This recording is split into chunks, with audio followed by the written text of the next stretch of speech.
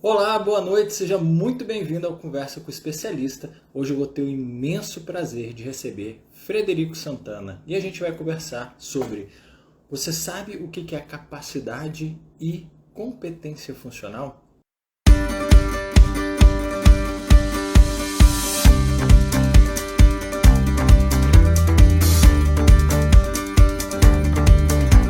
Vou ler o currículo para vocês dele, porque o currículo dele é gigantesco, é imenso.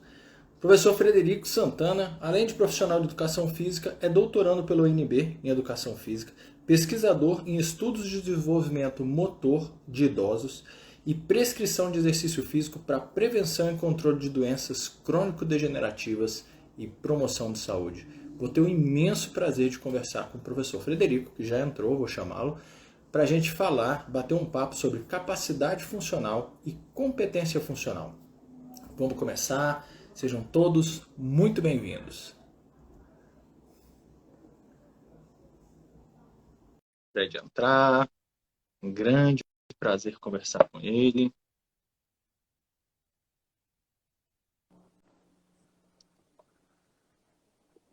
Fred, meu querido, tudo bem? Seja muito bem-vindo ao Conversa com o Especialista. Muito obrigado por ter aceitado o nosso convite e a gente poder ter esse papo gostoso sobre capacidade e competência funcional, que é o seu foco. Beleza, obrigado aí pelo convite, pessoal do Grupo Longevitar, em especial a você, Rafa, que sempre admirei seu trabalho e acompanho seu trabalho há um tempo, né? Oh, Fred, obrigado. Eu que admiro o seu. Para quem não sabe, já vou falar. Frederico, eu conheci ele na minha banca de conclusão do curso de fisioterapia. Ele estava na minha banca e, por uma fala do professor Frederico, eu fui para a UNB e essa fala dele me incentivou a fazer meu mestrado. Então, eu sempre falo, já agradeci para ele outras vezes, que o meu mestrado, a ideia, a sementinha do mestrado, quem plantou na minha cabeça foi ele. Então, é um imenso prazer receber você aqui, Fred.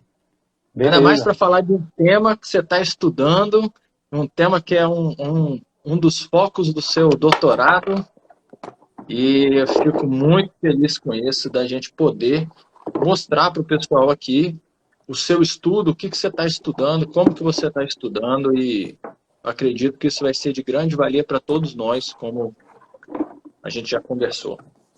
Fred, eu queria falar com você primeiro, que você falasse um pouco para as pessoas o que seria capacidade funcional e o que seria essa competência funcional. Você explicasse um pouco para a gente começar esse nosso bate-papo. Beleza, muito bem.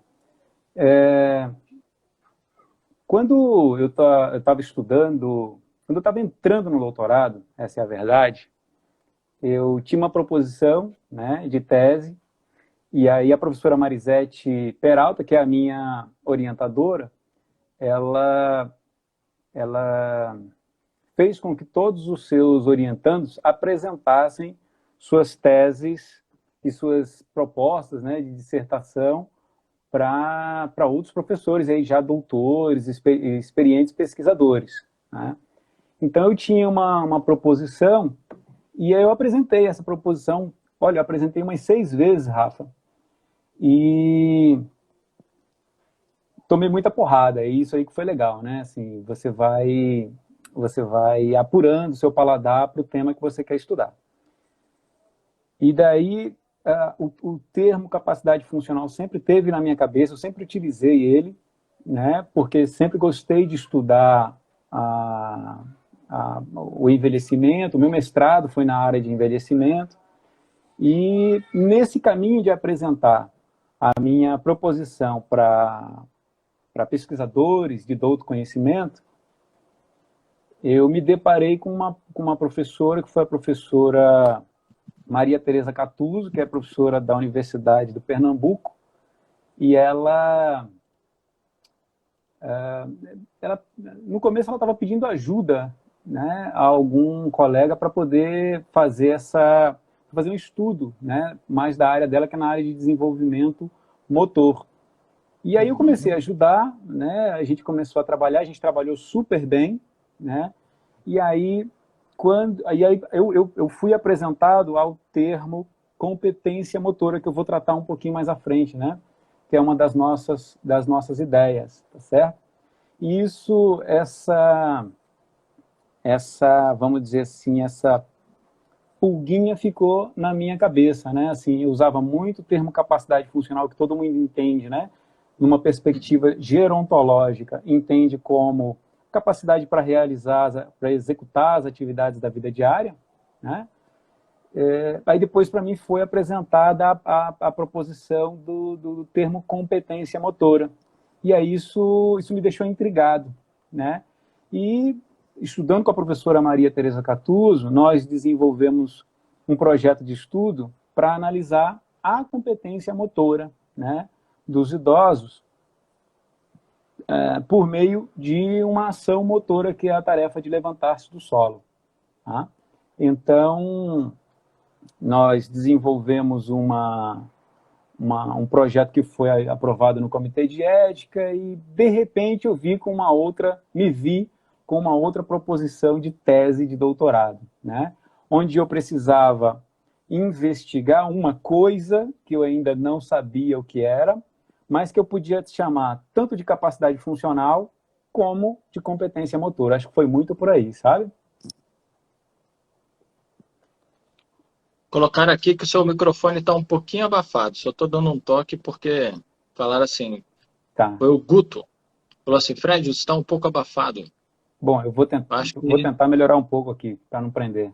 eu acho que foi até o Guto, falaram que eu tinha que acrescentar no seu currículo. Vou até procurar aqui para a gente entrar, que eu gosto de colocar essas intervenções aqui. Falaram assim, tem que colocar no currículo dele também que ele foi meu fisiologista na viagem que fiz de Brasília a Belo Horizonte, de patins. Fizemos juntos o recorde mundial. Aí, essa eu não sabia, hein, Fred? O Guto é um Essa eu não sabia, mas atleticano, torcedor do Atlético Mineiro e foi para BH de patins. Sensacional. Um abraço para o Guto aí. sensacional. Mas voltando aí para a nossa, falando da competência e capacidade funcional, eu também fiquei muito intrigado quando você chegou para mim, porque eu trabalho, você sabe, eu sou fisioterapeuta, educador físico, e a gente sempre fala muito mesmo em capacidade funcional, eu sempre falo em capacidade funcional. Mas quando você falou, Rafa, competência funcional, eu falei, cara, aí tá a virada de chave, porque acaba que a gente pensa um pouco na competência, mas a gente até não nomeia, né? Que a gente fica muito no campo da capacidade que você explicou aí, que é mais voltada a essas atividades de vida diária, né? Uhum, Atividades básicas de vida diária.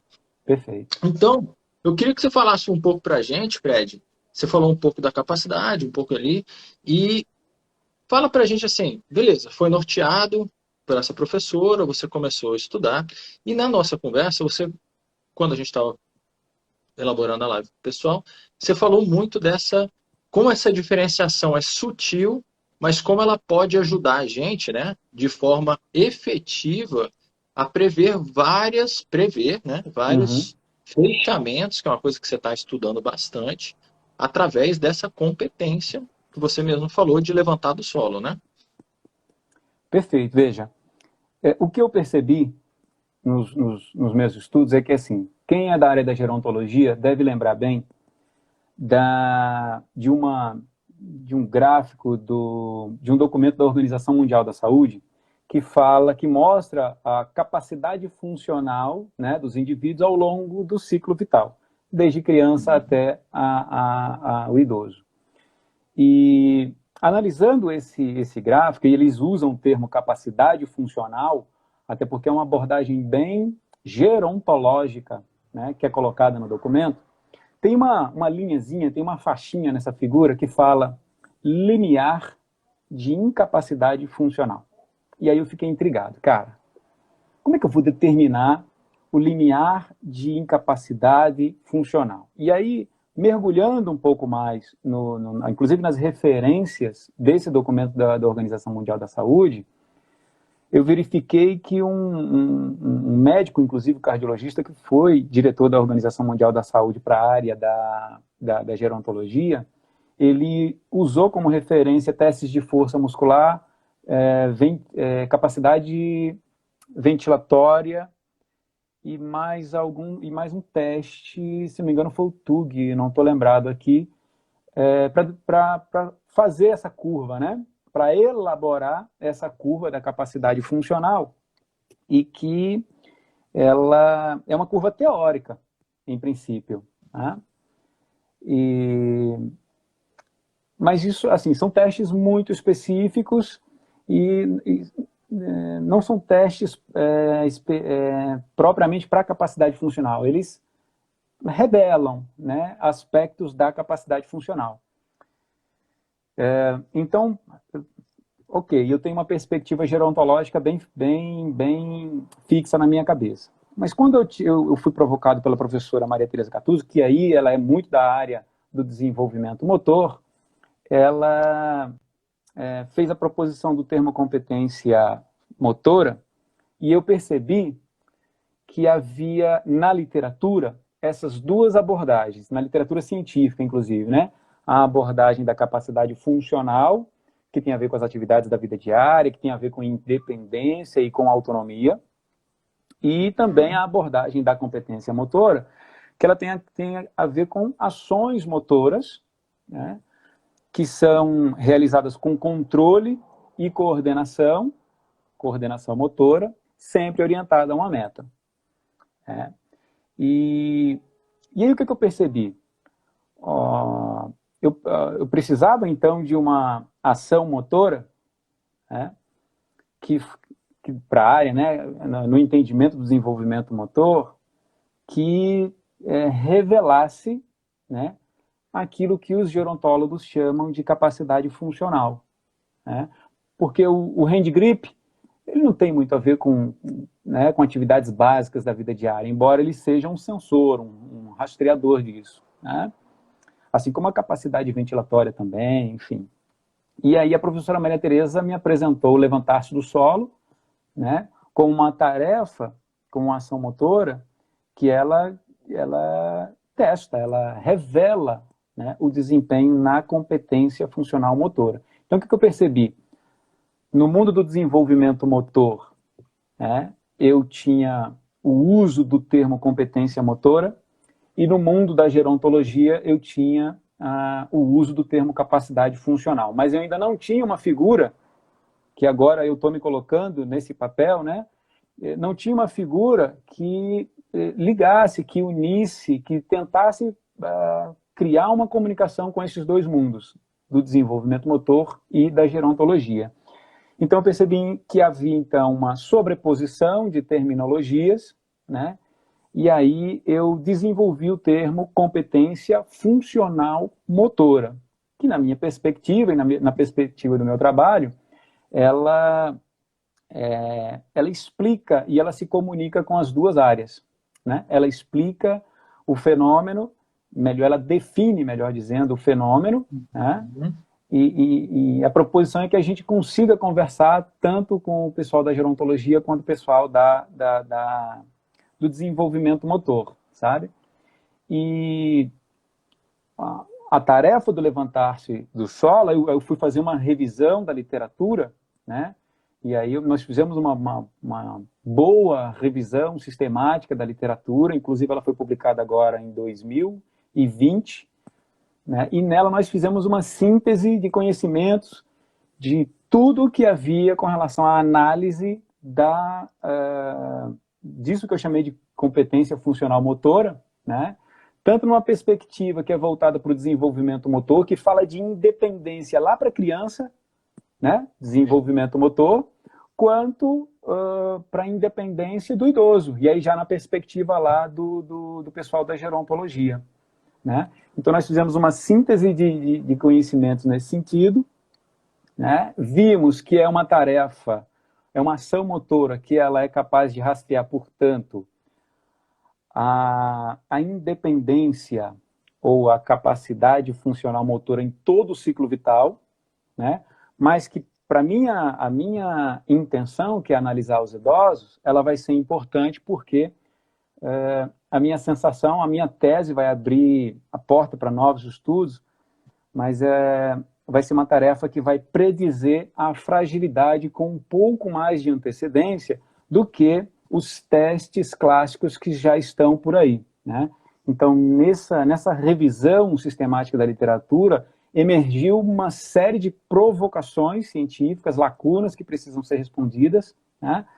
E aqui eu me fixei mais com o meu grupo, com os meus colegas, com as reflexões em grupo, foi justamente isso. Olha, eu preciso, de alguma maneira, dar uma contribuição, né, para a sociedade, e eu acho que essa contribuição em especial vai vir dessa capacidade de predizer a fragilidade de idosos, né? E isso vai culminar, obviamente, em, eu diria, planejamento, né?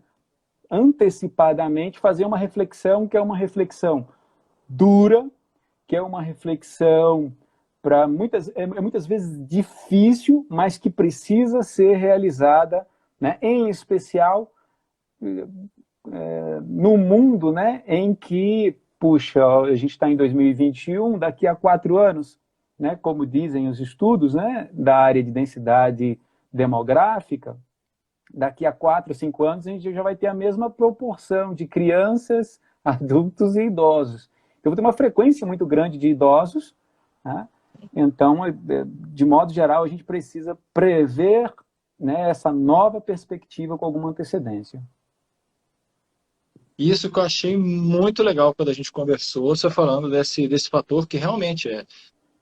O TUG é muito legal, muito legal. O hand grip, né, para quem não sabe, é muito legal, mas essa, ó, Marisete entrou aí, ó. Marisete, seja muito bem-vindo. Isso é muito legal, você conseguir, né, colocar essa antecipação e essa pressão. Eu queria que você falasse um pouco o que é o levantar do solo, porque assim, quem não está no meio acadêmico, fala assim, levantar do solo o quê? Como que é isso? Perfeito. Né? Eu queria que você explicasse um pouco esse trabalho, esse desenvolvimento que você está fazendo, né? Eu estou sabendo que você me explicou. Agora o Uhum. pessoal que está aqui, de repente, não está ainda familiarizado, né? Tá.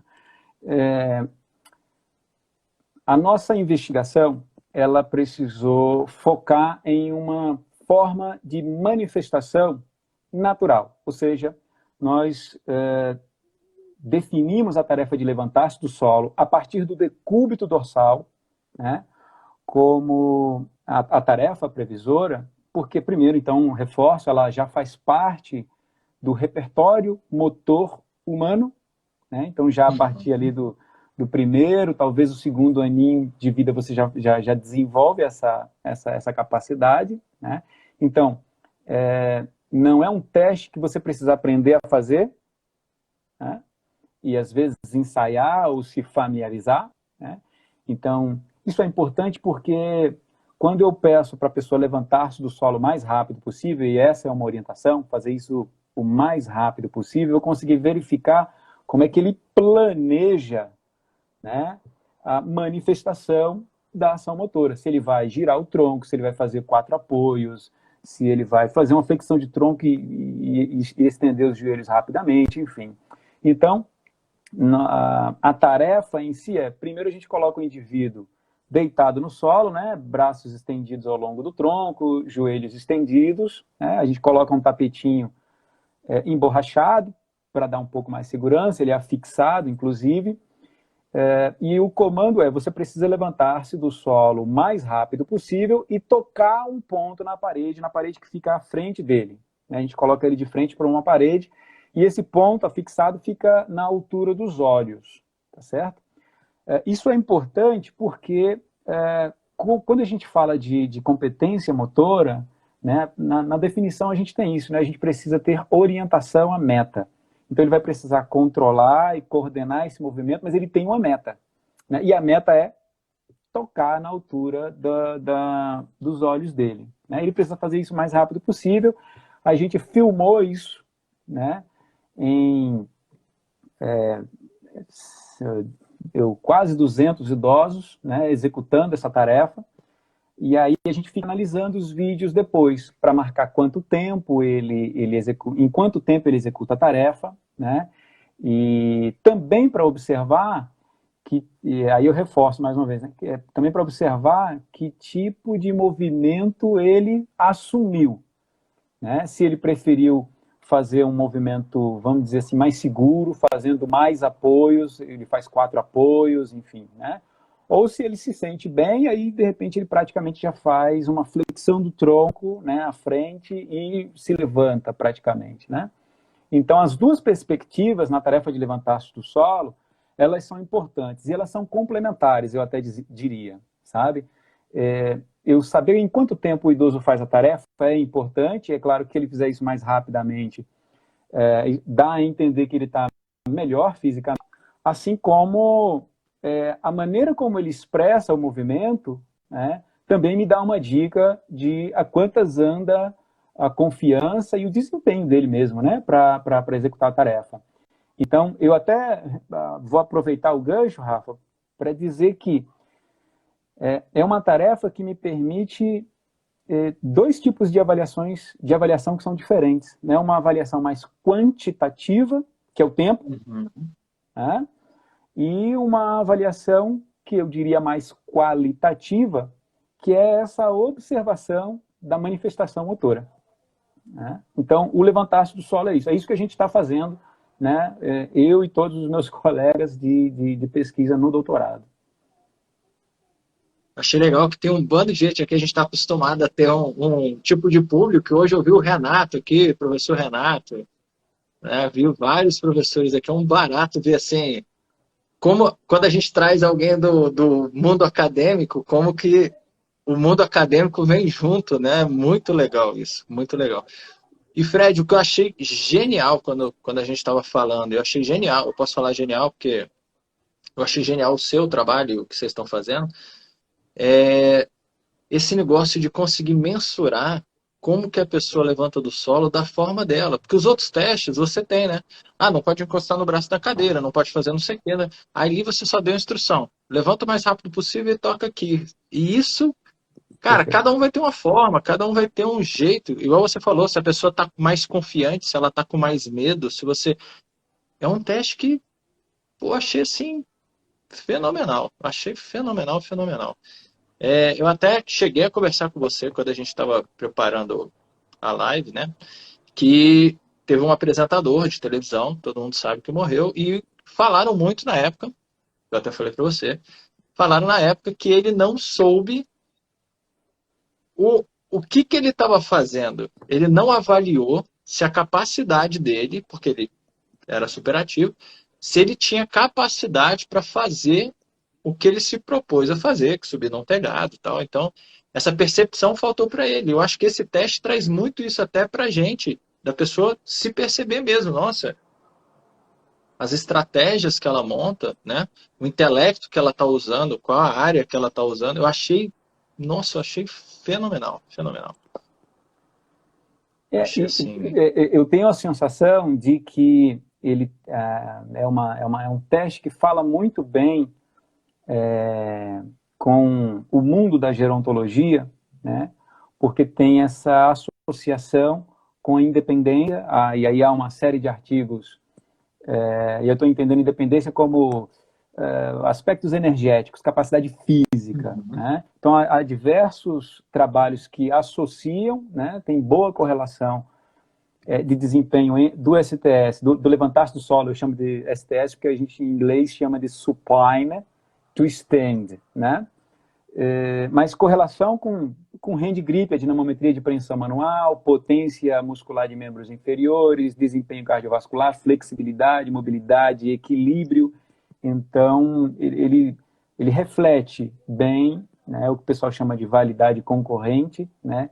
Ele reflete bem a independência e ele também reflete bem a autonomia, a capacidade do indivíduo de planejar, de analisar circunstâncias, né, fazer um diagnóstico de situação e, de repente, adaptar, né, a sua manifestação motora ao sabor do desafio que está aparecendo, né?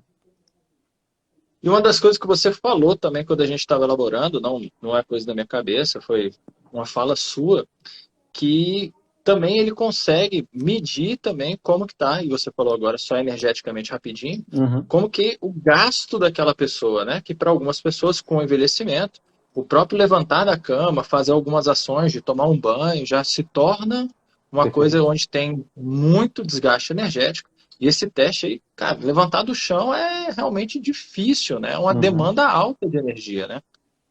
Perfeito.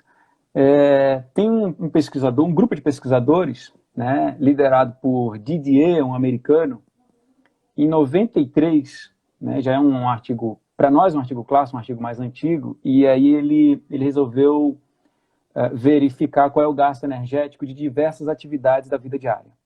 Levantar-se da cama, levantar-se da cadeira, caminhar alguns metros, levantar de cadeiras de diferentes alturas, enfim, diversas subir degraus e tudo mais. E, inclusive, levantar-se do solo, né? E aí o que chamou a atenção, e aí por isso que se justifica, em partes, né, a tarefa levantar-se do solo como uma preditora da fragilidade, né? Porque o gasto energético para a execução dessa tarefa foi a maior de todas as atividades testadas, né? Então, ela é mais desafiadora do ponto de vista energético, em especial lá para o idoso, né? E foi assim, o gasto energético dessa tarefa foi 5 vezes maior do que todas as outras tarefas, né? Então, isso chama a atenção, né, no sentido de, cara, então, se ela é mais desafiadora, então tudo leva a crer que ela vai predizer com um pouquinho mais de antecedência. E outra, é, é, é uma tarefa que, de fato, ela, ela não vai só marcar, né, o nível de fragilidade da pessoa, né? Ela vai além disso, aí eu reforço, ela marca e ela consegue predizer com antecedência. Isso tem uma importância principal, eu acho que, não sei se o pessoal que está acompanhando já fez essa reflexão, mas eu sempre tenho uma provocação, né, para os meus colegas, que é assim, cara, pensa no seu, respeitosamente, mas pensa no seu pai, pensa na sua mamãe, no vovô, na vovó, né? Se eles já são idosos, né, se tudo der certo, né, eles vão viver muito tempo ainda, mas eles vão ficar frágeis, né? Isso não tem como fugir, né? Então, em algum momento eles vão ficar dependentes de terceiros para sobreviver, para executar as atividades da vida diária. Eles vão ter um nível funcional que aí, né, os gerontólogos classificam como dependente fisicamente, não é isso? E eu sempre provoco o pessoal, eu falo assim, e aí? O que você vai fazer com, de novo, né, respeitosamente, o que você vai fazer com seu pai, o que você vai fazer com a sua mãe, o que você vai fazer com o vovô e com a vovó, né? Aí a gente tem algumas saídas, né? Nessas minhas andanças, e eu rodei Brasília toda testando idosos, né? Eu pude perceber em diversas regiões administrativas, né, soluções distintas, né? Mas o principal é que as pessoas ficaram, eu percebi uma sensação de incômodo, né? Porque, por exemplo, nós fizemos coleta de dados na Asa Sul, na Asa Norte, no Lago Sul, no Lago Norte, no Sudoeste, e nós verificamos que a perspectiva de ter um cuidador de idosos, ou até mesmo de levar esse idoso para uma instituição, né, de longa permanência, ela é presente, né? As pessoas têm essa possibilidade, né? Entretanto, lá no Recanto das Emas, lá em Planaltina, né, lá em Sobradinho, enfim, em locais onde a renda per capita ela não é muito alta, vai ter que ficar com alguém, né? Então, se esse idoso tem filhos, quem é o filho que vai ficar, quem é que vai tomar conta? É claro que é oneroso, né? Não só para a pessoa, para o cuidador, mas também para o idoso que fica dependente, né, desse terceiro para fazer as atividades que ainda são possíveis e para preservar, para manter, né, essas atividades, mantendo a sua dignidade, mantendo a sua participação social, né? Então, essa provocação, eu vi que sempre incomodou muito as pessoas. E o levantar-se do solo, os resultados prévios que a gente tem, né, eles estão mostrando que a gente precisa fazer, de fato, essa reflexão, meu amigo, né? A gente precisa se preparar, né, planejar isso. E em diversos níveis, Rafa, né? Tanto no nível familiar, né? Quanto... E quando eu falo nível familiar, eu reforço. Fazer essa discussão com a pessoa mais idosa mesmo, né? Com a família, né? Com os filhos e quem cerca essa pessoa, né? Nos nossos levantamentos, um dos maiores medos que os idosos têm, quando a gente perguntou para o idoso assim, qual é os maiores medos que você tem? Qual é o maior medo que você tem? Apareceu lá com alguma frequência, não lembro se foi a segunda ou a terceira maior frequência, apareceu assim, medo de dar trabalho para os outros. Né? Então, com alguma lucidez, mas ainda dando trabalho para quem vai estar cuidando. Então, tem que ser feita essa reflexão no nível familiar. Eu acho que tem que ser feita essa reflexão também para nós, que somos no nível do profissional da saúde, né? O fisioterapeuta, o profissional de educação, todo mundo da área da saúde que trabalha com movimento humano, né? Eu acho que a gente tem um fim usando o levantar-se do solo, em princípio, no sentido de rastrear, né, aquilo que eu estou chamando de competência funcional motora, né? Eu tenho refletido muito com os meus colegas se o meu estudo é um estudo que eu vou validar o levantar-se do solo como teste. Eu acho que não, eu acho que eu vou muito além disso, né? Até porque acho que a proposição, né, é dar continuidade a esses estudos mais à frente, e tem diversos tipos de validação que são feitas.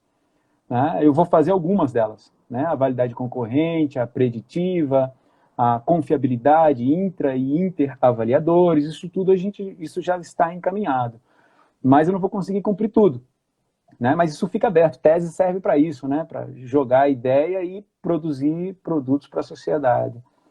Então, acho que no nível do profissional tem isso, e acho que o profissional ele pode ter esse olhar mais quantitativo e mais qualitativo para o movimento, né? Até para pensar em termos de intervenção, o que eu vou prescrever, se vou prescrever mais equilíbrio, se vou prescrever mais força muscular, né? E eu também acho que a gente precisa pensar num nível de gestão de sistemas da saúde, né? Então, assim, quem está lá no nível de gestão, né, é claro que eu sou suspeito para falar disso, né, mas eu acho que o levantar do solo tinha que entrar na agenda, né, de análises do sistema de saúde, né, até para também começar a prever a frequência de idosos frágeis e de políticas, né, voltadas para essa população, isso daqui a pouquinho, né, 5, 10 anos, né, que vai estar explodindo a quantidade de idosos. Acho que vai muito por aí. Não, por isso que eu gostei tanto. Quando a gente falou, você não sabe o tanto que eu fiquei empolgado. Acabou nossa conversa aquele dia. Eu tive que sair correndo, porque eu te falei que minha esposa estava lá embaixo, mas eu fiquei falando, cara, não sei o quê. E ela não participou da reunião, então ela estava, e eu, cara, a live vai ser incrível. Porque, Fred, eu vejo, assim como você, você está estudando, então você fala assim, eu sou, querendo ou não, é uma coisa que você está elaborando, e você fala, estou puxando meio que sardinha pro meu lado, mas não é. Eu que mexo com idoso, eu estou assim, ansioso pelo término do seu estudo para ver mesmo. Porque eu acho que é possível. Aí é um achismo mesmo. Aí eu vou perguntar para você. Porque eu acho que com isso dá para a gente, tipo, prever um futuro. Isso. Meu idoso daqui a algum tempo vai ter... Nossa, será que ele tem mais uns 10 anos pela frente bem? A capacidade funcional dele vai estar boa e preservada durante tanto tempo?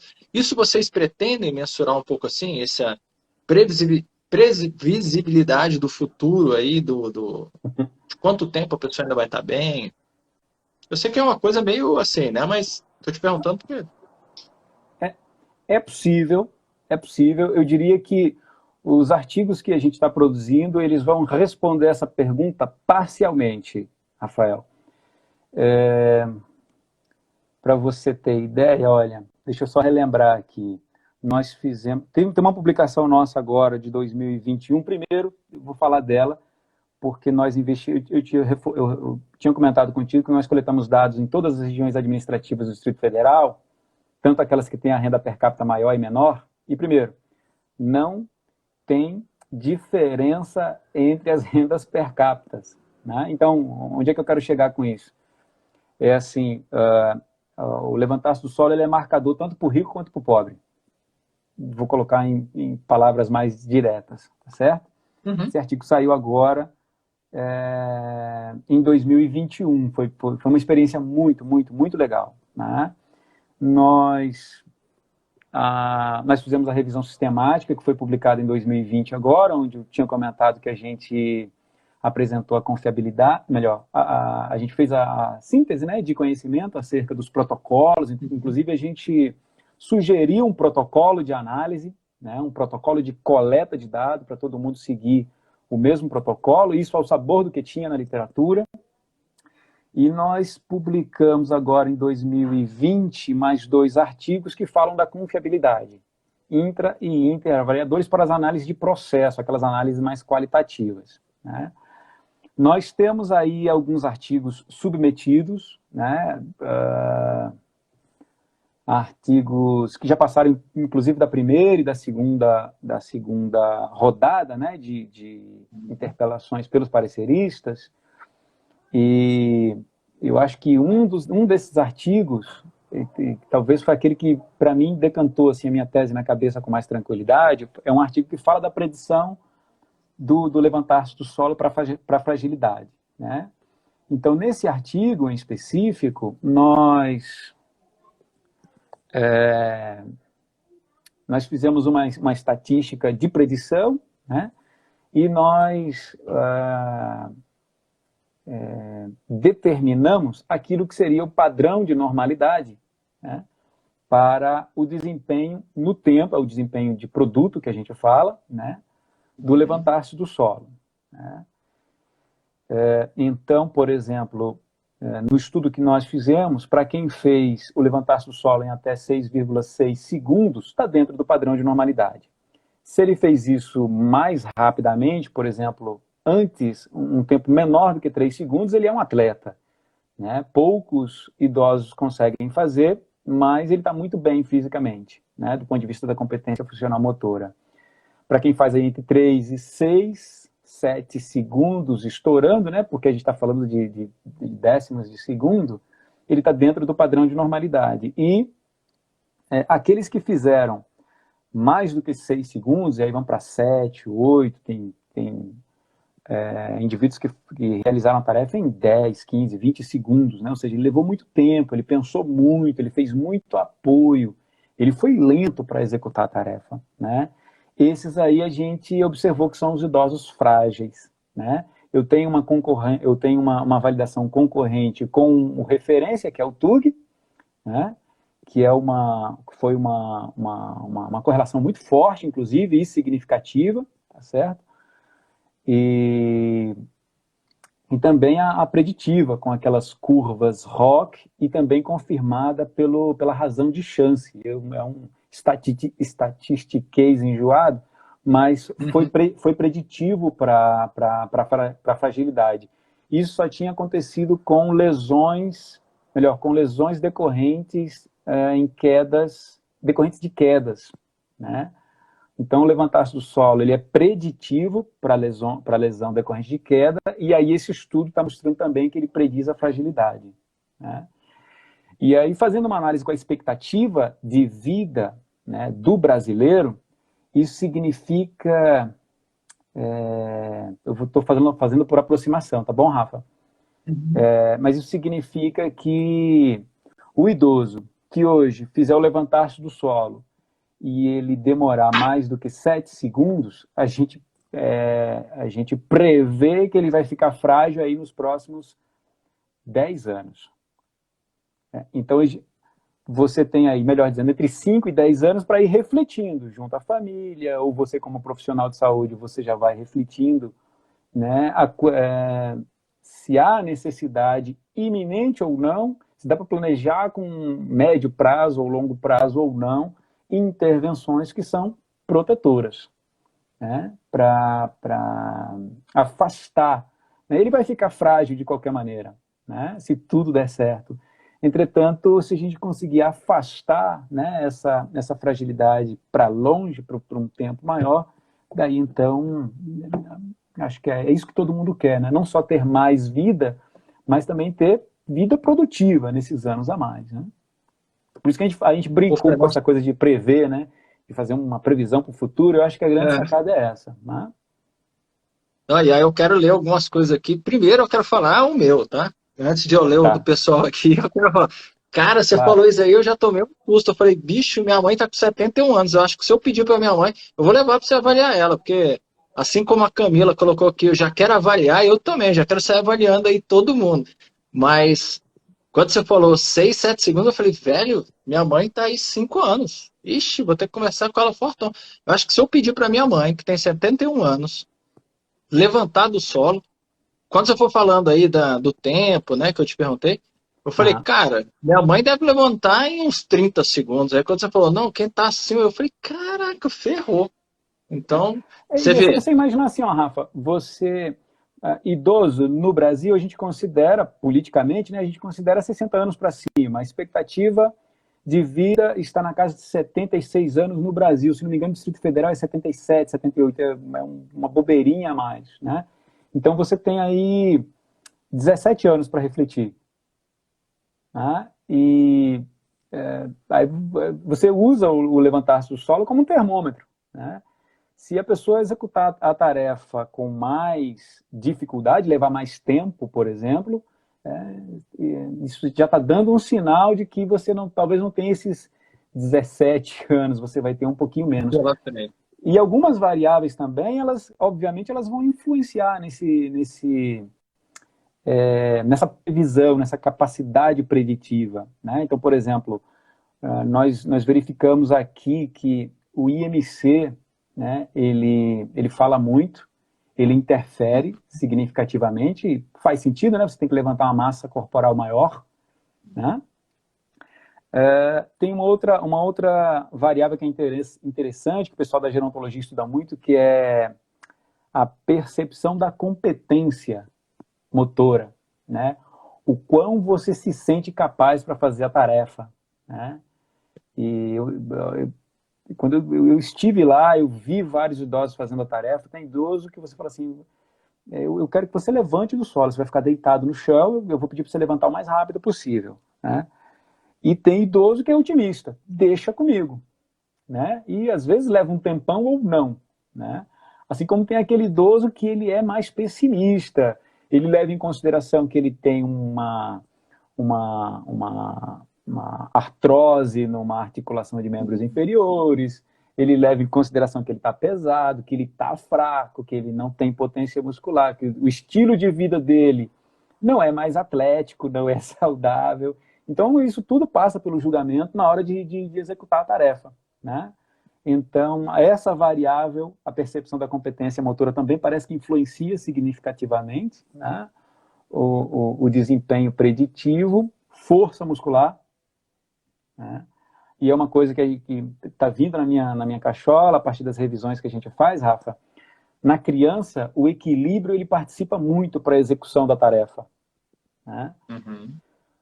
No idoso, né, o meu estudo e mais uns 2 ou 3 estudos mostraram que a influência, o peso da força muscular é bastante significativa, é mais importante do que o equilíbrio para o idoso. Né? E eu acho que a gente, como profissional, tem que levar isso em consideração. E, olha, eu já estudei muito força muscular na minha vida, e é fato, né? Tem diversos pesquisadores mostrando aí que a importância, né, da força muscular, né, da massa muscular para o idoso, né, quando isso baixa demais, a dinapenia e a sarcopenia, né, eles aceleram, né, o processo de dependência física. Então, acho que vai mais ou menos por aí. Então, a força também influencia bastante. Tá? Aí, ó, teve uma professora aqui que perguntou assim, Fred, qual foi a média de idade desses idosos? Aí eu vou começar a fazer algumas perguntas que fizeram aqui que eu achei pertinente, tá? Na amostra desse último estudo, em torno de foi 69 anos, quase 70, em média. Legal. Aí o Guto perguntou assim, e o padrão de postura, Fred? Conseguiram observar um padrão ou a variação foi muito grande? Existe mais um padrão assim? Quem fez essa pergunta foi o Guto, tá? Perfeito. Olha, quando a gente fala de padrão de movimento, nós primeiro utilizamos técnicas que já foram desenvolvidas anteriormente, né? É o que nós chamamos, é o que o pessoal do desenvolvimento motor chama de análise de processo, né? É uma análise mais qualitativa. E ela, portanto, analisa esses padrões motores, tá certo? Eu não diria que a gente acerta um padrão que é melhor do que outro, ou que está certo ou que está errado, ok? A gente observa o desempenho qualitativamente ao sabor daquilo que é manifestado. Eu vou explicar. Nós temos na literatura 7 protocolos diferentes para analisar esse padrão motor, né, do levantar-se do solo em idosos especificamente. Certo? Então, 7 formas diferentes de eu olhar o movimento no vídeo e dizer assim, cara, ele foi melhor, ele foi pior. Certo? Hoje, o que nós estamos fazendo, né, e aí eu fiz com os meus alunos que participaram das minhas pesquisas, com os meus colegas de pesquisa, o que nós fizemos foi assim, avaliar avaliar o idoso ao sabor desses protocolos, né? E aí já tem alguns artigos submetidos mostrando, em princípio, um critério de validação que é a confiabilidade, né? A concordância entre os avaliadores, que isso é extremamente importante, tá certo? Então, eu acho que vai muito por aí. Dentre esses 7 protocolos diferentes, e eles são, pelo menos 4 deles são muito distintos, né? Então, por exemplo, tem um protocolo que fala assim, que a gente analisa primeiro, faz uma análise só de membros superiores, vê como é que os membros superiores se manifestaram durante o movimento, por exemplo, se houve giro do braço, se houve apoio assimétrico, se houve um apoio simétrico, se você teve um apoio assíncrono ou não, se você colocou a mão primeiro, colocou a mão depois, uma mão na frente, uma outra atrás, né? Depois ela analisa o tronco especificamente, se houve só flexão, se houve uma flexão parcial do tronco, ou se houve uma rotação total do tronco, né? E ele analisa também membros inferiores, a mesma coisa, né? Se houve simetria, se houve sincronia ou não.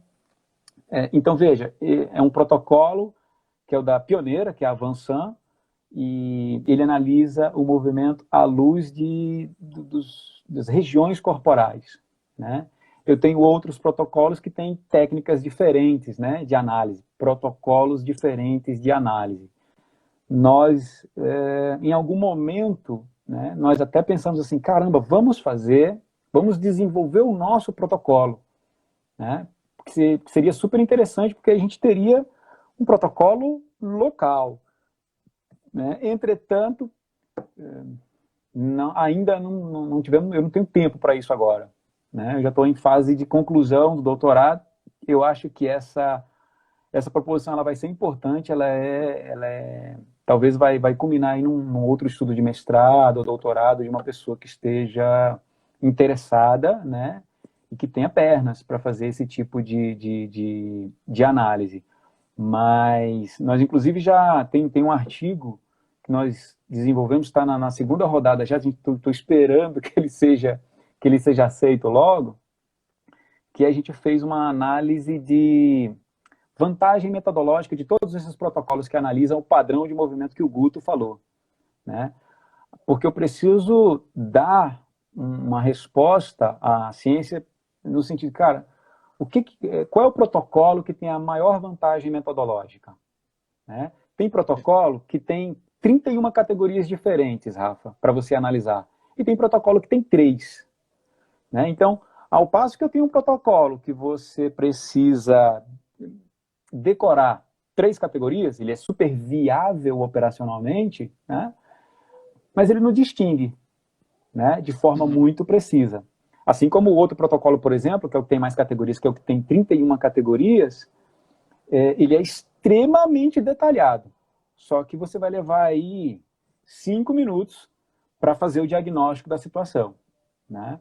Então, a gente fez um estudo, né, para analisar esses protocolos, até com esse tipo de reflexão, né? Olha, você que é profissional da saúde vai atender um idoso, e esse idoso ele está ele está te inspirando algum grau de fragilidade e você quer prever a quantas anda essa fragilidade, se ele já está se aproximando do nível de dependência maior, usa esse protocolo aqui ou usa outro protocolo, por exemplo. Né? Talvez um protocolo mais fácil, mais viável, ele deve ser utilizado para circunstâncias onde a população é maior. Né? Eu vou ver aqui no Sudoeste a quantas anda o desempenho dos idosos. Né? Aí eu preciso de um protocolo rápido e viável. Né? Talvez com um cliente de atendimento mais personalizado, né? Talvez eu possa usar a análise mais criteriosa, mais detalhada e tudo mais.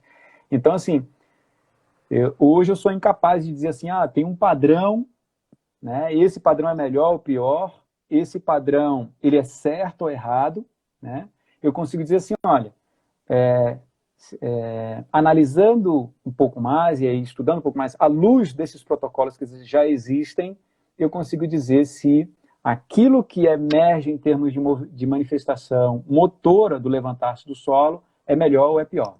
O indivíduo tem mais dificuldade ou menos dificuldade. Eu vou fazer uma pergunta que também está aqui. Eu acho que você já respondeu, mas de qualquer jeito eu vou fazer.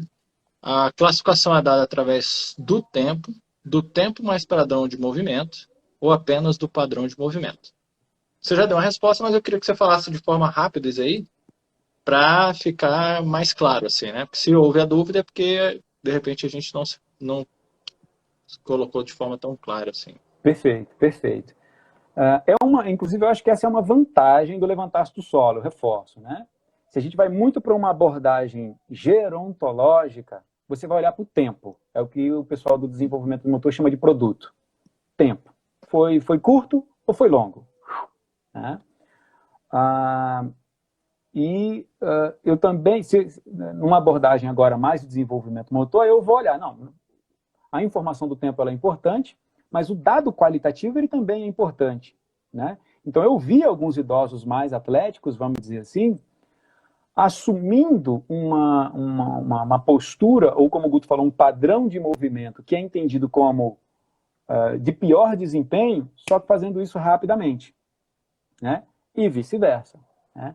Por isso que eu tinha comentado que, assim, acho que a grande sacada é que você precisa entender a complementaridade das avaliações, quanti e qualitativa. Né? Tem um autor, que é o Manini, é um americano também, ele fez uma análise, ele desenvolveu um score, né? Ele chama de Mod Score, né? Que ele associa, isso foi bastante inteligente, né? Ele associa o desempenho qualitativo com quantitativo, né? do levantar-se do solo, e aí, enfim, ele desenvolve um score nesse sentido, para a gente conseguir perceber, e ele já tem do grupo dele tem alguns estudos já publicados, mas em especial ele conseguiu perceber algumas estratégias compensatórias, ele chamou de estratégias compensatórias para a realização de movimentos como levantar-se do solo, né? Em idosos obesos. Então, veja só, o idoso obeso, ele precisa carregar mais, ele precisa gerar mais força, né? Ele precisa levantar uma massa maior, né? E, portanto, ele faz uma adaptação no movimento, ele desenvolve uma estratégia compensatória. Foi assim que eles mostraram no estudo do Nogli, que é do grupo lá do Manini. Mas eu acho que o que tem que ficar para nós, como contribuição para nós que somos profissionais, é que, assim, cara, tem duas maneiras de analisar, duas maneiras de avaliar, de julgar o desempenho, tanto quantitativamente quanto qualitativamente, e aí depende de você, né, planejar, né, na sua análise, no seu momento de avaliação, que tipo de avaliação vai ser mais, não mais importante, mas em que momento você vai usar os dois tipos de análise, né? Ou de produto ou de processo. E aí eu quero fazer uma pergunta para você que eu até estava aqui na minha cabeça e não sei nem se vai ser mais pertinente, porque você já falou em vários momentos, mas eu não vou deixar em branco não, porque eu quero que você... Essa sua avaliação, o que eu achei mais genial dela é que através da avaliação a gente consegue fazer gerir melhor o recurso, né? Tanto a pessoa quanto nós, como avaliadores, a gente consegue fazer uma gestão melhor dos recursos que a pessoa tem para como disponibilidade para ela. Uma ausência de força, uma gestão de capacidade intelectual. Então, eu queria que você falasse um pouco sobre isso, sobre essa gestão de recurso para manter a independência. Perfeito, perfeito. Olha, veio na minha cabeça assim, Rafa. Teve um tempo durante meu doutorado, isso levou um ano mais ou menos, eu fiz muitas disciplinas lá no curso de medicina. E lá eu percebi algumas coisas que são interessantes em termos de tecnologia e técnicas de avaliação e diagnóstico, né? Então, por exemplo, tem alguns testes que são realizados na área médica que são extremamente onerosos, ou difíceis, ou operacionalmente difíceis de serem executados, ou então eles são caros mesmo, depende de recursos muito caros e tudo mais. Então, qual é a estratégia do médico? O médico, ele primeiro, para fazer o diagnóstico diferencial de uma doença, para dizer que o indivíduo tem diabetes ou artrite ou alguma doença, ele reúne uma série de informações antes de bater o martelo, antes de fazer o diagnóstico, tá certo? Então, por exemplo, quando a pessoa vai fazer os exames, os testes de rotina, você faz exames para as diversas vísceras, né? Você vê o desempenho do pâncreas, você vê o desempenho do fígado, Então, por exemplo, não é no primeiro teste que você faz que você já tem o diagnóstico. Diabetes é assim, né? Ele vê a glicemia, se tiver alterado, ele pede um teste mais preciso, né? E aí, se o segundo teste for mais preciso, ele vai pedir lá a hemoglobina glicosilada, ele vai pedir o teste mais...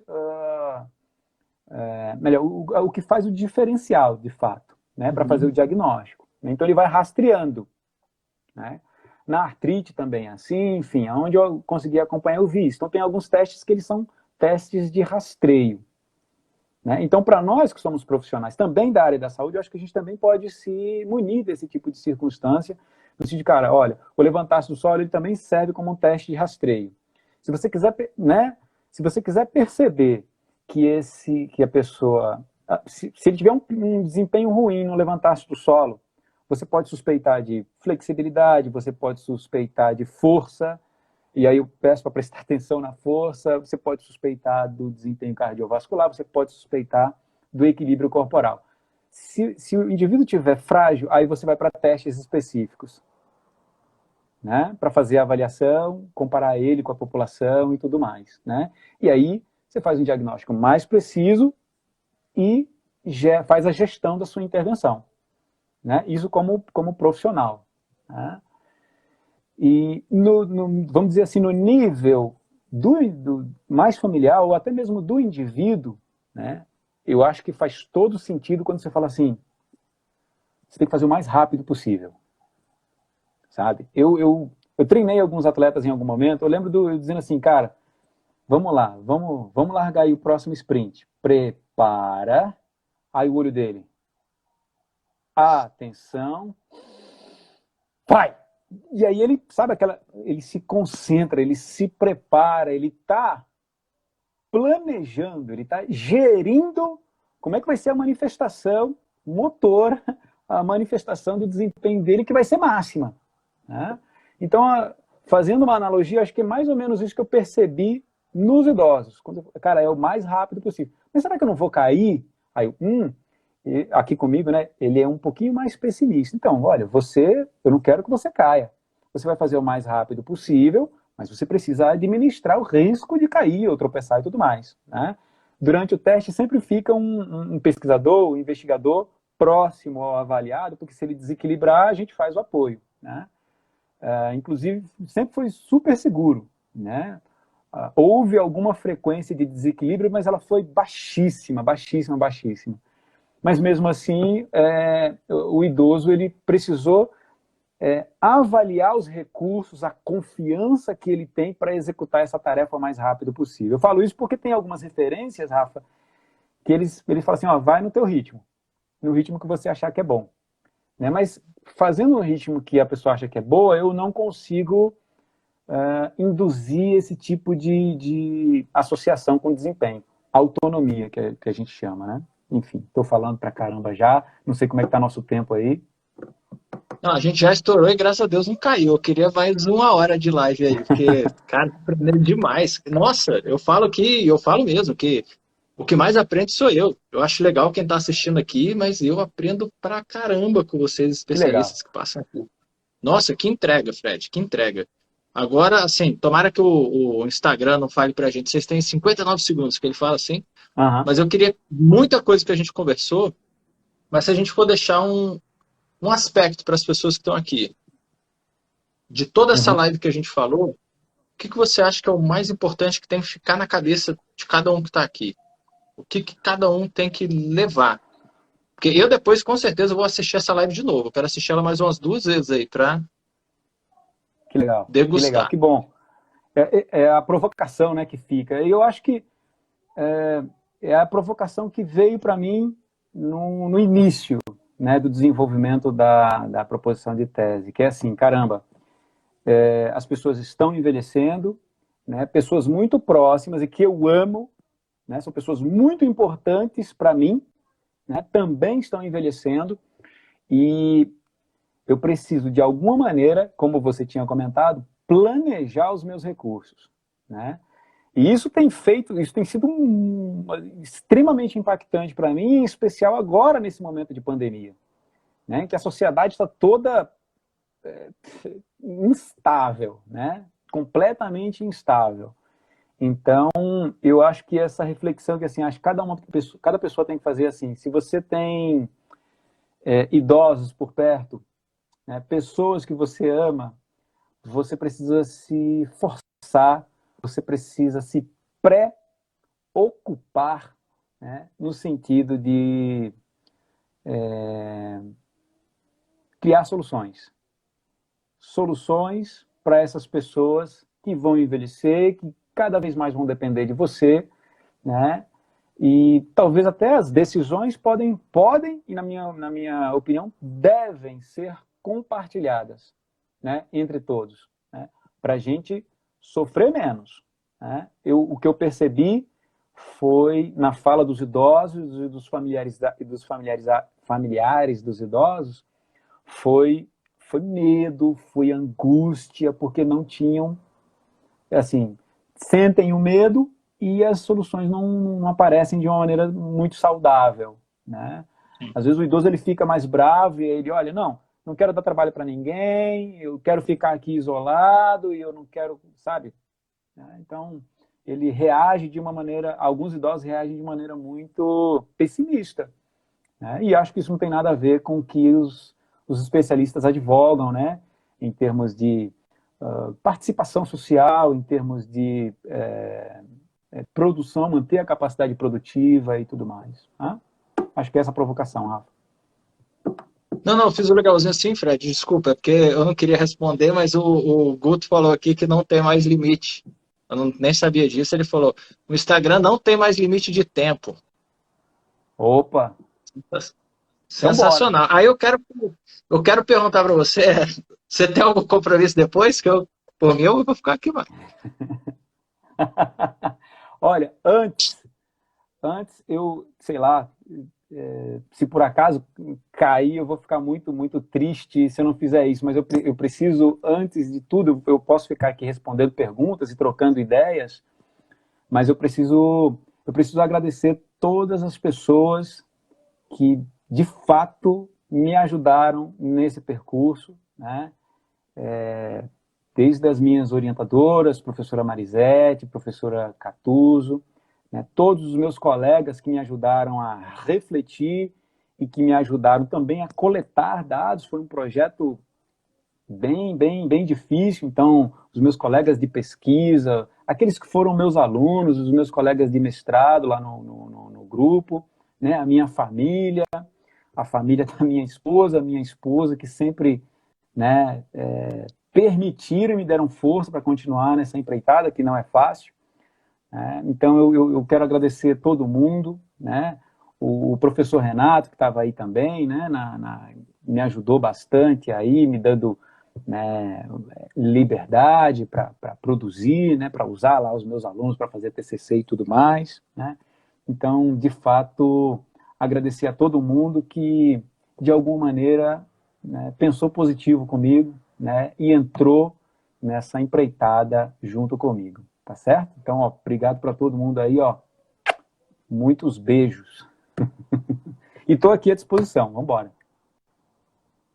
Aí você vê que o cara é realmente diferenciado. Depois do agradecimento desse, você vê que o cara é diferenciado. O André está perguntando aqui para a gente se você podia repetir o nome do pesquisador que utilizou o STS em indivíduos idosos acometidos por obesidade. É Naugle, é Naugle. Naugle. Não vou lembrar o primeiro nome. Enfim, se o André for meu parceiro aí, eu conheço 1 milhão de Andrés aí, mas se o André for meu parceiro aí, manda um joia para mim no Insta, a gente conversa e eu mando artigo com todo gosto. É o André Chorão, Naugli. Camila colocou, André Chorão, Naugli. Eu não estou lembrado quem é o André ainda, mas vamos que vamos. Deve ser sua esposa aí, porque é Camila Santana. Camila? Amanhã a gente tem reunião no laboratório do... é o André, tá falando aqui. Amanhã a gente tem reunião no laboratório do Ah, Catu. sim. É o colega do pessoal de Recife. Um abraço aí ao pessoal, ao grupo de pesquisa lá de desenvolvimento motor, lá de Recife. Um abraço aí a galera aí, obrigado aí pelos ouvidos, pela atenção. Mando lá no grupo, então, o artigo. Pradão, e aí eu quero colocar aqui uma pergunta que foi uma provocação sua. Não foi nem minha, mas eu anotei no dia. E aí, acho que com isso a gente pode finalizar, porque não dá pra gente estender muito também. Mas assim, se alguém tiver pergunta, lógico que a gente responde. Mas aí eu quero que ficou isso na minha cabeça, que você falou assim, então, o conceito de saúde que a gente tem hoje, queria que você falasse dele. Porque, assim, o conceito de saúde que a gente tem hoje é bonito. Mas e aí? Você acha que ele é um conceito de saúde adequado? E aí eu deixo a pergunta para você, porque você falou isso. No dia eu fiquei assim, ó, essa do Fred é legal, vou deixar para ele como uma provocaçãozinha dele para ele mesmo. Legal. Olha, nós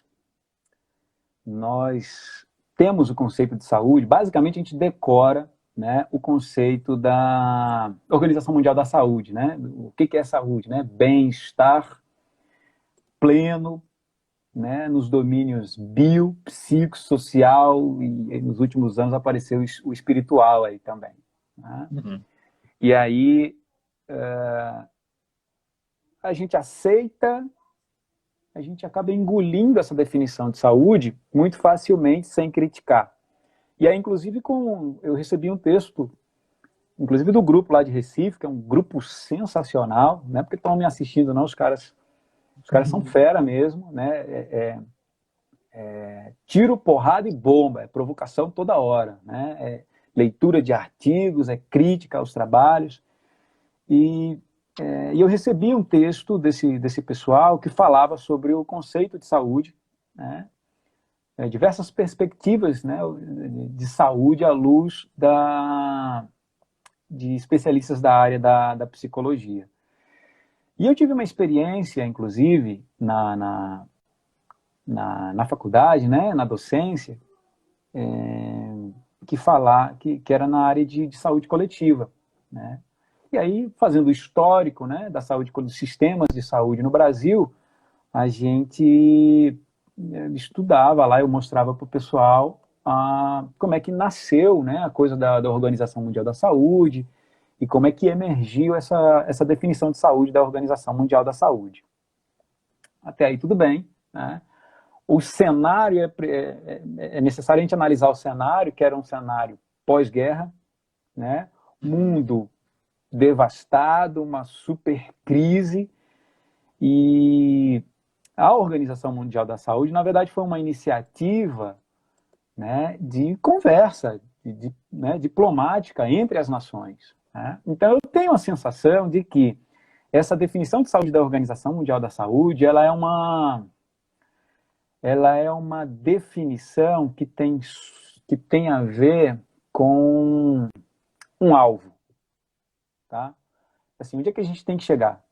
A gente tem que chegar, em termos de saúde, no bem-estar bio, psico e social. Eu acho que não é uma definição operacional, tem ou não tem saúde, né? É ou não é saudável, é alguma coisa assim. Mas é para as nações, entendendo o contexto, a época, é um guia, é isso que tem que se buscar, né? Eu estou falando de uma época em que a metade das pessoas morriam de doenças parasitárias simples, que hoje a gente toma vacina e acaba, né? Tuberculose, enfim. Né? Então, acho que era mais ou menos por aí. Só que, talvez, essa definição mais operacional, ela não cabe à nossa área, né? Ela não cabe no nosso uso, vamos dizer assim, né? No uso das nossas atribuições, né? Porque aí eu tenho o entendimento de que ninguém tem saúde, né? Porque todo mundo tem pelo menos uma dorzinha ali nas costas, não é isso? Né? Então, acho que é mais ou menos por aí. E às vezes não é nem... a gente vai muito para o lado médico, assim, né? Tem doença, não tem doença, né? Não é só o aspecto de ter doença ou não, né? Mas assim, Aham. tem pessoas que têm ansiedade, né? E que às vezes têm muita dificuldade de executar tarefas mais sociais, né? Por exemplo, participar de uma live, né? A pessoa fica muito nervosa e tudo mais. Então, assim, é muito difícil, né? Por meio dessa definição é difícil você criticar ou você definir o que é saudável ou não. E aí eu tenho a sensação, né? Assim, tem uma definição, né, que foi proposta nesse artigo, né? Que ela define a saúde como capacidade de adaptação e autogestão. Eu achei extremamente straight to the point, sabe? Extremamente objetivo. E a gente começou no grupo a dar exemplos, a experimentar essa definição. E para mim ficou assim, cara, se eu der para o idoso uma meta, uma tarefa para ele fazer, né, que vai se manifestar por meio de uma ação motora, ele vai precisar, né, se adaptar, ele vai precisar fazer uma autogestão, ele vai precisar gerir, como você tinha comentado, né, os recursos que tem para fazer a tarefa ou não. Ele precisa gerir a emoção dele, porque ele tem que fazer isso o mais rápido possível, mas tem que ser seguro também, né? Então ele vai precisar se adaptar nesse sentido, assim como os idosos obesos, no estudo do Nogle, que o André tinha comentado, eles usaram estratégias compensatórias para fazer a tarefa, né? Por conta da massa corporal elevada, né? Então veja, o levantar-se do solo, ele tem uma associação com essa definição de saúde, né? Você quer dizer que né, assim, o indivíduo é saudável? Uma maneira de rastrear o quão saudável ele é, né, é pedindo para ele levantar-se do solo, por exemplo, né? Se ele não conseguir se adaptar, ou se ele não conseguir gerir os recursos dele, isso, eu acho que aí ele está com alguma dificuldade, a saúde dele não está preservada, né? Mas é uma reflexão, né? A proposição da discussão com relação à saúde foi justamente essa, ó, para aí para refletir um pouco, para aí para criticar a definição que a gente decora na faculdade e a gente usa porque é muito simples, né? É meio que de pirona, né? Dor de cabeça, isso tudo, de pirona resolve, né? A gente é uma coisa tão... E a gente acaba que não critica. Então, conhecer outras definições de saúde é extremamente importante, né? Até para o seu uso, né? Como eu brinco, né? Para você fazer o uso nas suas atribuições, tá bom? Acho que era isso aí. Perfeito, perfeito. Gostei demais. Gente, eu quero agradecer vocês. Ó, primeira live que eu faço que tem 1h20 na minha vida. É muito bom. Ó, tem um amigo seu aí que chamou você para jogar Atari. Então, eu acho que vocês já estão precisando fazer o teste de Pô, vocês aí, porque vocês já são idosos. Não são tão novinhos igual eu, que já era PlayStation e tal. Eu tive Atari, cara. Foi meu primeiro videogame. Eu também Caramba. tive. Aí eu fico brincando, eu fico brincando aí, cara, que eu tenho é o Guto, né, cara? Tem um Atari lá, eu falo assim, caramba. Eu acho, olha, é uma coisa tão louca, sai um pouquinho da nossa proposição, mas o Guto já me convidou para jogar Atari e eu tenho medo de jogar Atari e quebrar o joystick, que era o que mais acontecia no Atari, né, cara? Se eu quebrar o joystick do Guto, eu não vou me perdoar, né? Mas enfim, tem essa coisa também do tem mitos do envelhecimento, a professora Marisete fala muito disso, né, cara? Assim, são alguns mitos do envelhecimento que a gente precisa refletir, paradigmas que precisam ser repensados, né? Do tipo, cara, olha, por exemplo, o mito da eterna juventude, né? Então, assim, ontem que eu falo assim, há 20 anos atrás, se tivesse forró até as 4 horas da manhã e tivesse que trabalhar às 6, eu tava no forró, né? Hoje, se tiver um casamento que passa da meia-noite, eu já tô reclamando. Pô, amanhã tem que descansar, né, cara? Eu não consigo mais, né? Então, tem que fazer a reflexão importante, né? A cada 10 anos, você tem que parar para fazer esse tipo de reflexão, né? É isso mesmo. Uma noite de sono hoje vale muito mais que antes, né? Cara, a gente não se recupera plenamente. É incrível, incrível. Né? A gente tem que começar a ver as nossas competências, né? Sim, sim.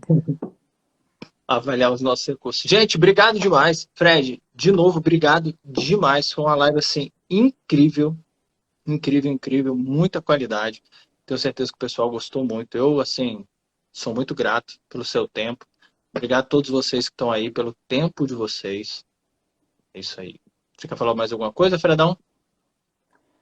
Agradecer mais uma vez a todo mundo aí pela participação, pela audiência, agradecer ao pessoal do Grupo Longevitar, em especial na sua pessoa, Rafa, que confiou em mim para estar discutindo esse tema, tá? Estou aí à disposição, caso alguém queira trocar uma ideia aí por meio do Instagram, enfim, a gente se liga. Um beijo para todo mundo. Obrigado, Como Rafa. que te acha, Fredão? Como que te acha? Só fala aí pra galera como que eles te acham. É Tem como? Frederico _ Santana no Instagram, né? Então pronto. Ótimo. Tá Perfeito. certo? Gente, um grande abraço, tudo de bom. Fiquem com Deus. Fredão, mais uma vez, brigadão. Valeu, valeu, valeu demais. Valeu, obrigado, valeu.